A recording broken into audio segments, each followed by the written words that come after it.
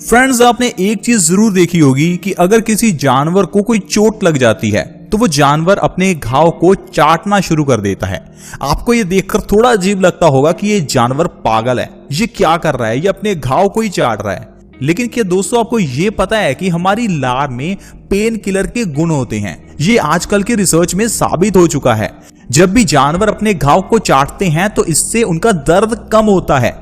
आप इस चीज को इस तरह से समझ सकते हैं, जब आप छोटे थे अगर आपकी अंगुली पर छोटी सी चोट भी लगती थी तो आप उसे अपने मुंह में ले लेते थे और इससे आप देखेंगे आपका खून भी बहना रुक जाता था और आपका दर्द भी कम हो जाता था। क्योंकि दोस्तों हमारे मुंह की लार पेन किलर का काम करती है।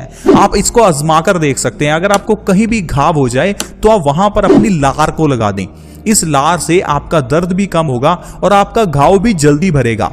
इसलिए आप कह लीजिए कि चाहे वो स्वाभाविक है, कुदरती है, जानवर अपने घाव को चाटते हैं। हमारी लार सिर्फ पेन किलर का काम ही नहीं करती, हमारे लिए वरदान है। जब आप सुबह उठते हैं तो सुबह उठते ही जो आपके मुंह की लार है उसे अगर आप अपने आंखों के नीचे काले घेरों पर लगाते हैं तो देखेंगे आपकी आंखों के नीचे के काले घेरे कुछ ही दिनों में गायब हो जाते हैं। इतना ही नहीं फ्रेंड्स, अगर आप सुबह उठते ही अपने मुंह की बासी लार को अपने पिंपल्स पर लगाते हैं तो आप पिंपल्स की प्रॉब्लम को बहुत ही जल्दी खत्म कर सकते हैं।